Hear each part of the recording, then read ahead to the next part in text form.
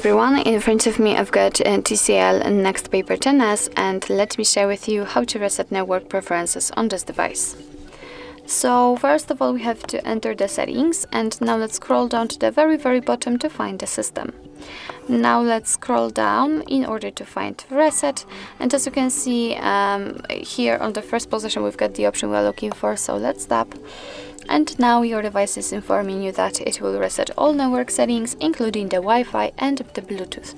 So just tap on reset settings and confirm it. As you can see, you cannot undo this action, so be sure that you want to do it and tap on reset settings.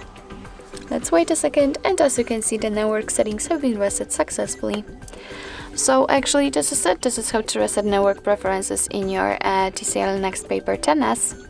Thank you so much for watching. I hope that this video was helpful, and if it was, please hit the subscribe button and leave the thumbs up.